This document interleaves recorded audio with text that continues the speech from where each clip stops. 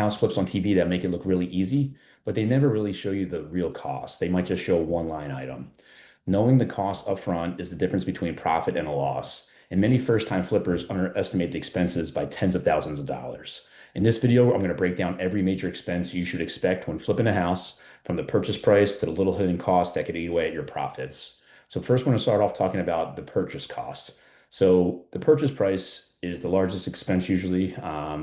It's most of your budget, could be 60 to 80% of your budget, depending on how big of a rehab you have.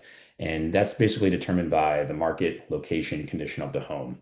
That's going to be done from your comps analysis. Have other videos there to talk about how to determine the value of a property. And then also with the purchasing costs, you have the purchase price, which you just said. Next are the closing costs, right? That's going to be your title fees, your escrow, your legal fees, your recording fees. They could be anywhere from 2 to 4 to 5% of purchase price. And also sometimes you might want to get inspections or appraisal fees. Now, if you're a seasoned investor, that's something you would skip, but maybe if you're a first-time person, that's something you would need, and it could be anywhere from $300 to like $700.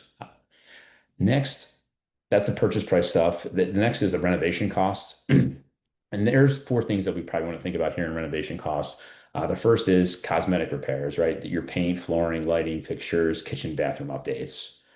Next are kind of like your more major repairs, or such as roof, HVAC, plumbing, electrical, foundational.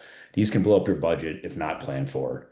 And then third would be your labor cost, and that's hiring contractors, plumbers, electricians, etc. Those rates are going to be vary based on what the renovation is.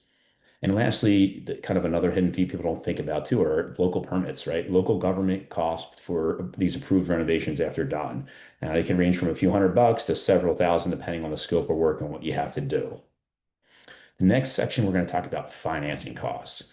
And the three here that we're going to talk about are loan interest, points and origination fees, and holding costs. So with loan interest, or if you have like a hard money loan, you might have points up front that you pay anywhere from 1, 2, or 3 points. And what a point is just a percentage of the loan. So if it's $100,000 and you're paying 2 points, that's $2,000.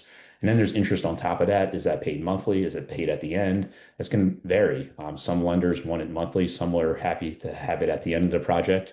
And those rates can be anywhere from 8 to 15%, depending on your track record. And if you're using hard money lending versus maybe private individual lender, or something in between like an asset-based lender. They all have different rates that are constantly changing, and people are going to have different risk appetite based on your experience.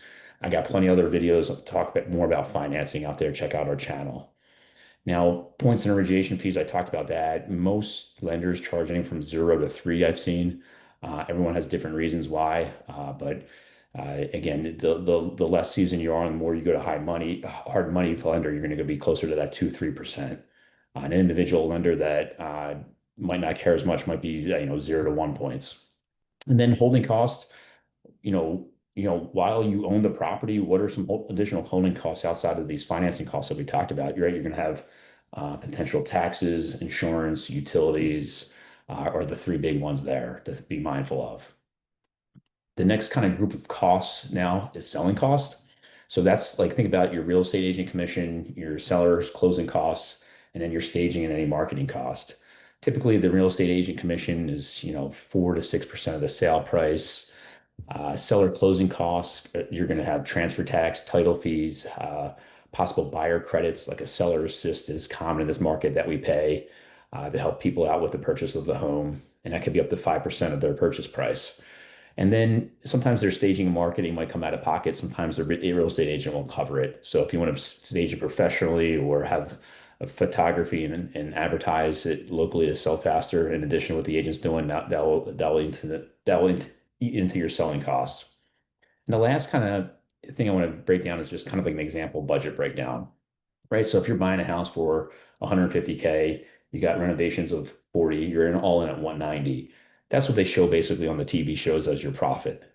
Well, they're not factoring in then the 10K in holding and financing costs, the maybe 15K in selling costs. So now your total flip cost went from 190 all the way up to 215.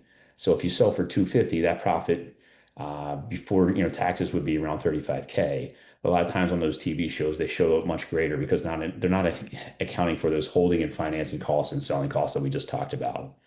So I'll end with some common cost mistakes that people might not be aware of. So, underestimating renovation time. So, by doing that, if you think you get all this major rehab work done in 4 months, but it really takes 6 or 9, well, now you have 2 to 3, 4 more months of holding costs. That's all the utilities, that's your financing costs, etc. That will eat into profit as the longer you hold something. And if you're not budgeting for surprises, I always add 10 to 15% contingency fee. So if I think rehab's going to cost me $10,000, it might actually cost another 1,500 more for me. And then if you forget to factor those things in, at the end of the day, they're just going to chip into your margins at the end of the day and you get lower profit. So flipping a house isn't just buying low and selling high. You got to know all the costs associated with it so you have a better understanding what your expected net profit will be. So you do your numbers right, make sure you account for all the costs that we talked about in this video, and you kind of simple tool to better understand what your net profit will be. If you found this helpful, like it, subscribe if you haven't already done so, and feel free to share this video with anyone that you think would benefit from it.